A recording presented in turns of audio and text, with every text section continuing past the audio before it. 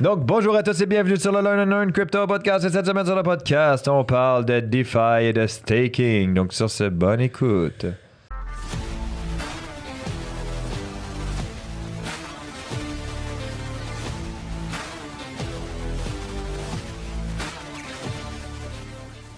Comme vous savez déjà, je ne suis pas un conseiller financier. Tout ce qu'on va voir ensemble aujourd'hui ne peut pas être vu comme un conseil financier. Vous devez faire vos propres recherches, analyser des décisions. L'investissement, le trading, c'est risqué. Risque, ça veut dire potentiel gain, mais aussi potentiel perdre, voire perdre. Donc, toujours utiliser de l'argent que vous pouvez vous permettre de perdre.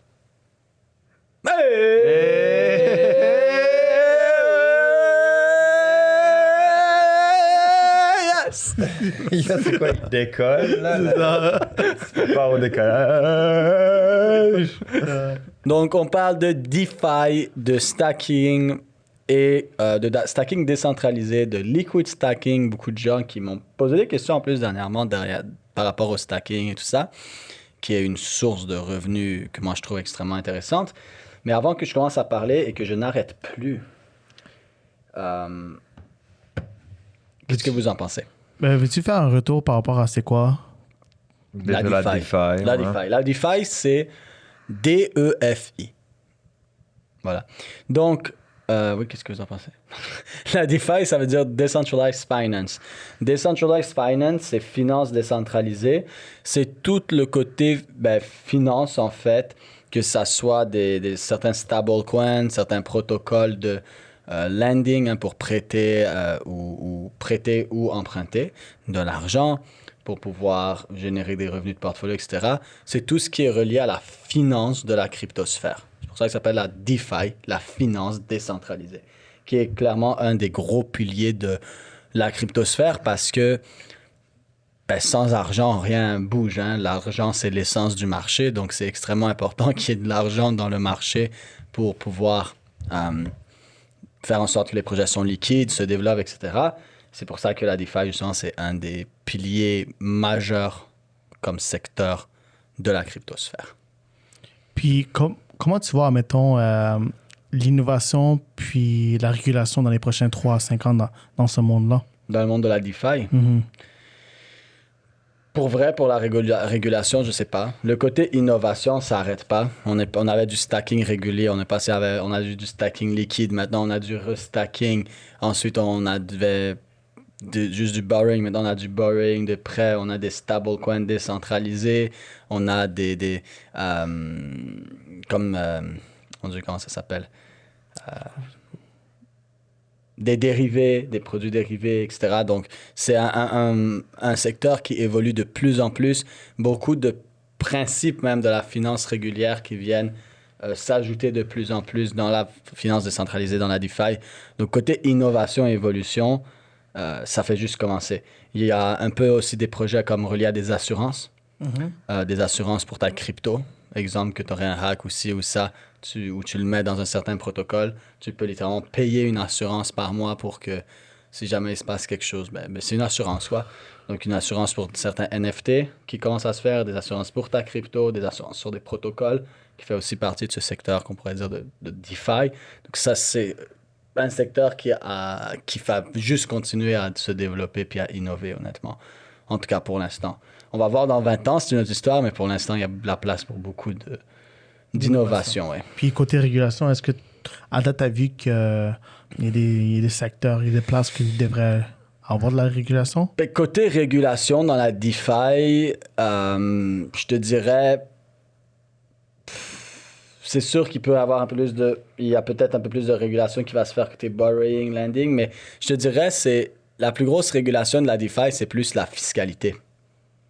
Parce que c'est un secteur que c'est de l'argent que tu fais, c'est des gains en capitaux, c'est des genres de dividendes, c'est des taux d'intérêt parce que tu prêtes ton argent à quelqu'un ou il emprunte.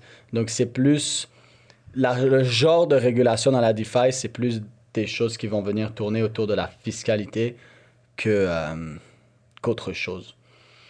Après, est-ce que peut-être il y a des défis quelque part où on peut voir un peu plus de régulation en général dans la DeFi, c'est possible, mais je te dirais c'est plus de la fiscalité qu'autre chose. Donc ça serait plus de la régulation côté fiscalité. Quelle transaction veut dire quoi? Tu sais, par exemple, du stacking, c'est vu comment? Est-ce que c'est du gain de capital? Est-ce que c'est ci? Est-ce que c'est ça?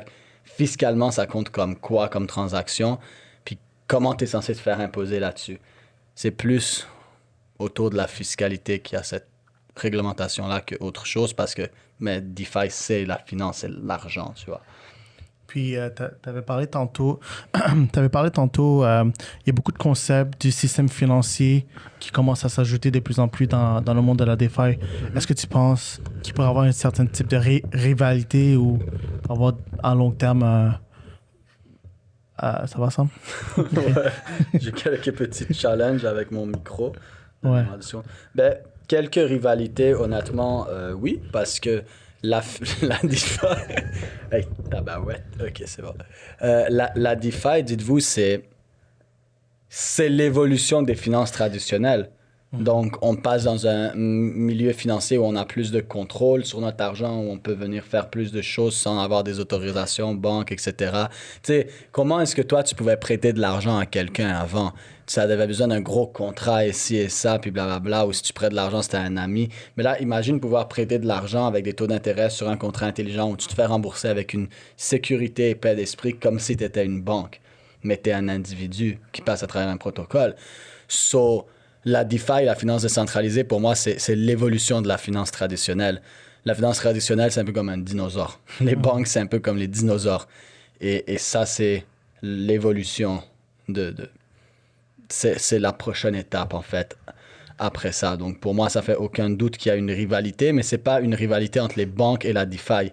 C'est plutôt la DeFi qui est une menace pour les banques et la finance traditionnelle, parce que c'est son évolution. Et c'est pour ça que de plus en plus, on voit des banques et des organisations, des compagnies, des systèmes de finances traditionnels qui commencent à travailler de plus en plus avec la blockchain, avec la DeFi, parce qu'ils savent que soit ils évoluent et ils travaillent avec, soit ils vont être laissés en arrière, parce que, on l'a dit dans d'autres podcasts, mais rien ne se perd, rien ne se crée, tout se transforme.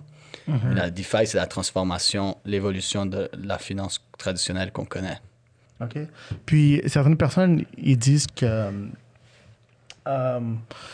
plus que le monde plus qu'il y a de l'innovation, moins de transparence, moins d'accountability. Comment on dit accountability en français? Mais, en tout cas, il y aura moins de transparence, moins d'accountability. Avec l'innovation? Ben, moi, je suis pas d'accord pour le moins de transparence. Au contraire, ça devient de plus en plus transparent. Après, c'est sûr qu'il y a des blockchains privées, il y a si tu regardes les CBDC, tout ça, c'est une autre histoire.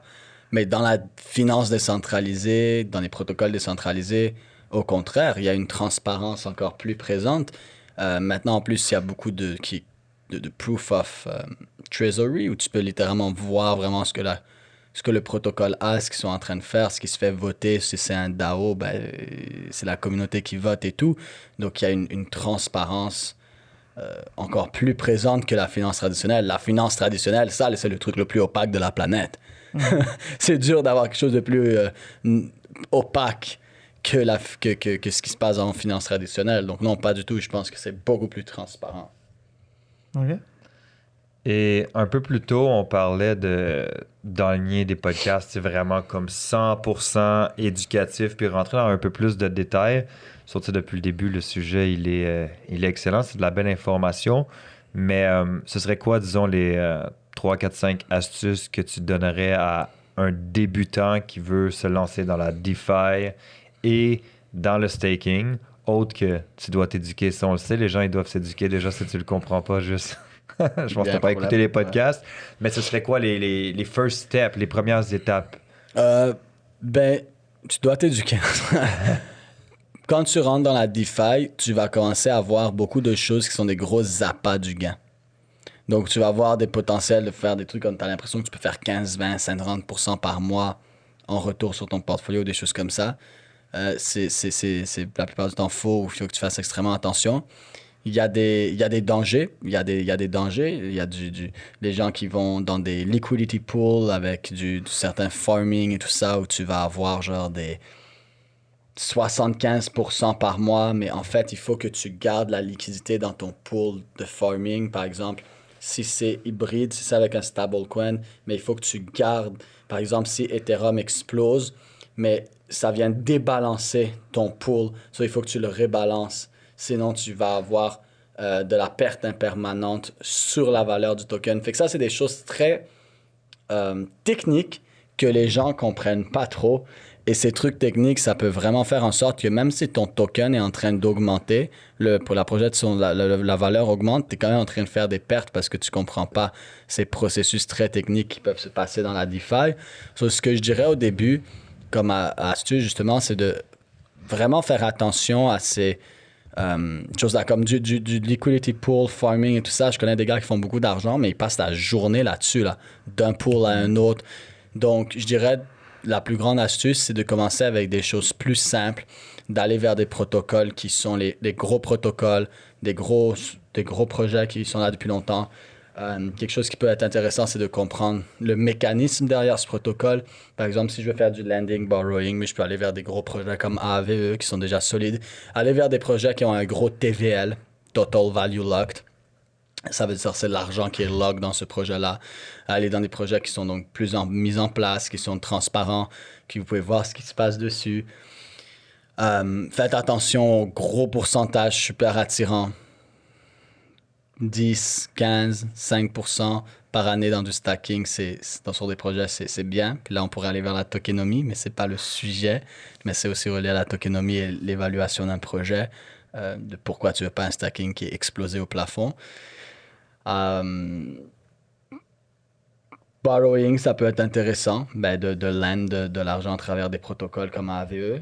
Je dirais, mes astuces, ça serait ça au début, de vraiment peut-être se concentrer un peu plus sur le stacking liquide, le stacking liquide, les prêts comme du borrowing lending, mais il faut faire attention, vraiment comprendre qu'est-ce que ça veut dire, qu'est-ce que ça implique, où je le fais. Puis, stacking liquide, c'est un des meilleurs trucs, c'est un des trucs les plus simples à faire parce que c'est littéralement des dividendes. C'est comme si j'achète des stocks puis je me fais payer des dividendes. Je sais quoi ces dividendes? C'est un reçu c'est un retour. Retour sur investissement. Sur investissement. C'est du revenu de portfolio. J'ai tant d'actions de Coca-Cola et j'ai tant de dividendes qui rentrent. C'est un revenu de portfolio, c'est génial.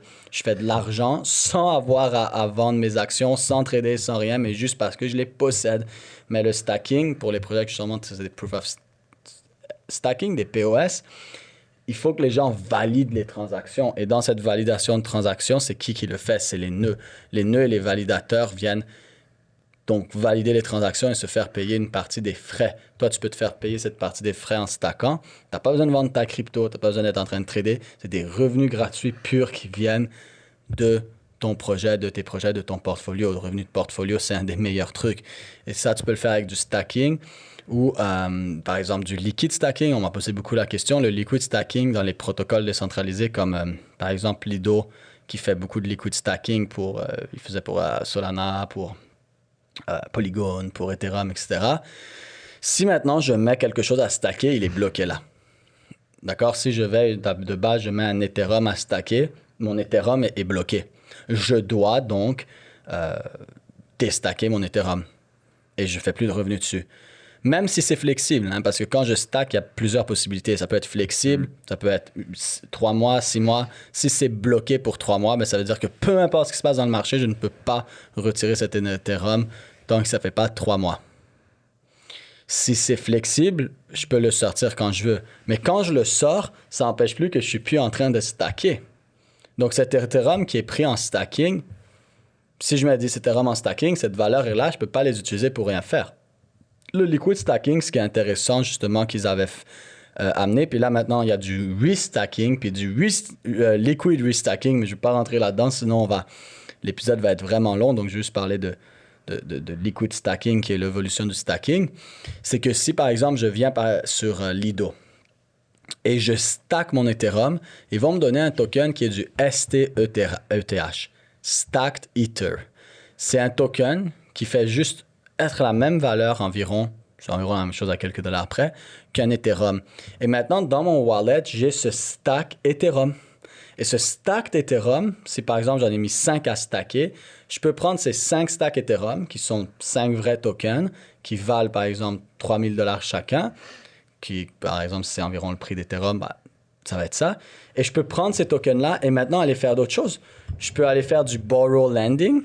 Donc, je peux avoir ces Ethereum qui sont en train de stacker, mais quand même aller les prêter à quelqu'un pour faire de l'argent dessus. Je peux aller trader avec. Je peux aller acheter des cryptos. Je peux aller les retransformer en d'autres projets. Swap. Les swaps, oui. Les swaps, d'ailleurs, tout ce qui est swap et tout ça, ça fait partie de la DeFi, en passant, petite parenthèse. Donc, tout ce qui est dans les échanges décentralisés, le swap et tout ça, ça fait partie de la DeFi. Juste pour vous montrer à quel point la DeFi, c'est gros. Donc, je peux aller swap ça, je pourrais le swap dans du Polygon, du Mana, peu importe quel projet, je pense qu'il y a du potentiel. Faire fois, je sais pas combien sur ces projets-là. Et quand je veux ressortir mon Ethereum, mais tout ce que j'ai à faire, c'est, même si je l'ai changé dans toutes sortes de projets, j'avais stack 5 Ethereum, il m'avait donné 5 STETH. Tout ce que j'ai besoin de faire, c'est reprendre ce profil-là ou une partie de tous les investissements que j'ai faits, le retransformer en 5 stacks ETH, aller sur le protocole, le projet, par exemple Lido, et redonner les 5 stacks ETH pour avoir mes vrais ETH. Mais qui ont, pendant ce temps-là, quand même généré peut-être 5-10%. Bon, ça va être sur Lido pour Ethereum, ça va être genre 5%. Et c'est extrêmement intéressant parce que justement, c'est du stacking liquide. Je continue à avoir cette liquidité-là, même si c'est déjà stacké. Et ces protocoles-là aussi, ce qui rend intéressant ces protocoles, c'est que par exemple, si je veux aller faire un nœud de validation pour Ethereum, pour pouvoir stacker puis recevoir des gains, ben présentement, c'est 32 Ethereum. So, la plupart des gens n'ont pas 32 Ethereum à stacker. Mais qu'est-ce qu'ils font, ces protocoles-là? C'est qu'ils viennent prendre les Ethereum de tout le monde. So, tous ensemble, il y a X nombre d'Ethereum, ce qui leur permet d'avoir tant de nœuds. Et là, eux, ils gardent un pourcentage et ils te versent un pourcentage. So, c'est comme des gros bassins, des gros pools de liquidité pour faire ce stacking-là. Parce qu'il y a différents projets comme ça que peut-être tu veux pas faire le nœud puis gérer le nœud avec la validation et tout ça, ou peut-être comme pour Ethereum, peut-être t'as pas assez d'Ethereum, donc tu préfères juste le mettre là. Et c'est extrêmement intéressant en fait. Ouais, voilà. Et là, on parle de DeFi puis de staking, mais juste pour que les gens comprennent, c'est quoi la différence et la différence de fonctionnement entre le staking sur un échange qui est centralisé et sur le décentralisé. Ben, comme sur le décentralisé, c'est un peu comme je viens de l'expliquer. Tu viens, tu as un wallet, donc tu as ton Ethereum par exemple, ou peu importe. Je dis Ethereum parce que c'est un des plus populaires là. Ça pourrait être pour n'importe quel projet, mais on va rester sur Ethereum. Tu as ton Ethereum dans un wallet, peut-être Phantom, MetaMask, peu importe. Tu viens sur le protocole décentralisé, tu connectes ton wallet et tu viens stacker dans le pool ces Ethereum et il te passe par exemple les Ethereum liquides. La plupart du temps maintenant, les protocoles décentralisés, c'est presque que du liquid stacking. Fait que tu as cette liquidité-là. Tu peux l'utiliser. Le désavantage, c'est décentralisé, c'est un DAO et tout, mais si le protocole ferme, ou il drain tes Ethereum, c'est fini. Mais malgré qu'un échange pourrait aussi fermer et les drain. Donc, ça revient à la même chose. Mais ça se fait de façon décentralisée, hein, donc à travers ton wallet, etc. Est-ce que ton wallet doit rester connecté sur la plateforme? Non, tu peux une fois que tu les as stackés, c'est avec le contrat intelligent, c'est fait. Tu n'as pas besoin de laisser le wallet ouvert avec les autorisations. Tu peux le déconnecter, ce que tu devrais faire pour ne pas le laisser connecter à la plateforme. OK? Ça, c'est côté sécurité, mais c'est une très bonne question. La différence avec un échange centralisé, déjà, il y a plein d'échanges centralisés, c'est pas du stacking. Ils te disent qu'ils vont te donner un reward, mais c'est pas un reward de stacking. C'est un reward parce qu'ils utilisent ton argent. Ce qui est plus ou moins intéressant et plus ou moins sécuritaire. Après, il y a des gros échanges qui vont te dire c'est on-chain. Donc, tu peux cliquer, voir on-chain, tu peux voir où ça a été envoyé, tu peux voir le nœud, tu peux voir ce que c'est en train de faire comme pourcentage puisque tu reçois. Ces échanges-là, déjà, c'est mieux. Tu vas voir quel pourcentage tu reçois. Le plus gros désavantage en général que des échanges, même ceux qui ont une meilleure qualité de stacking, comme je viens de dire, où tu vois tout ça, c'est que c'est pas du stacking liquide, c'est du stacking tout court. Donc c'est là, ça te ramène les retours, et voilà. Tu peux pas prendre cet argent pour aller faire autre chose parce qu'il est là, il est stacké. Et ensuite, ben, c'est un échange, not your key, not your coin. Il y a toujours cette possibilité que ça soit bloqué ou ci ou ça, etc. Mais ça se compense parce qu'il y a la possibilité aussi qu'un protocole décentralisé ferme ou whatever. So, ça revient un peu à la même chose. Je dirais le plus gros avantage d'un protocole décentralisé, c'est le liquid stacking, qui n'est pas nécessairement possible dans les échanges centralisés. En plus du fait que ben, dans le contrat intelligent, c'est quand même à toi, c'est ton Ethereum et tout. Tandis que sur la plateforme, c'est pas à toi, ça appartient à la plateforme. Et pour terminer, pour terminer, ce serait quoi, disons, le top 3 sites que tu suggérerais aux personnes de regarder afin de bâtir leur propre opinion? Moi, je dirais, honnêtement, j'ai même pas un top 3 sites. J'ai juste un site, ben, il y en a plein, mais j'ai un site que je vais recommander pour aller lire dessus parce qu'il y a plein d'informations sur la DeFi. C'est DeFi Llama. DeFi Llama, ce site-là, vous allez retrouver plein de données, plein de data, plein d'informations, que ça soit sur des projets qui font du stacking liquide, du swapping, etc. C'est comme une genre de Wikipédia de données, d'informations pour le DeFi. Je répète, le site s'appelle DeFi Llama, comme un lama, là. OK? Même pas besoin de donner 3 sites. Je vais juste donner un où déjà les gens peuvent commencer à... Il y a de la lecture en masse et de l'information en masse sur ce site-là. Great. That's it? C'est bon? T'as plus de questions, Gory? J'en ai, mais tu sais, Vas-y. pour la prochaine fois. Alright? Il nous reste le temps, c'est une dernière question. La prochaine fois. OK. All right. Yes! Suivez-nous dans le groupe Facebook pour la formation à tous les lundis ainsi que le live avec Samuel à tous les samedis sur l'analyse des marchés. Donnez-nous un avis sur Google et une note sur Spotify. Ça va nous faire super plaisir. Donc sur ce, on se voit sur le prochain épisode.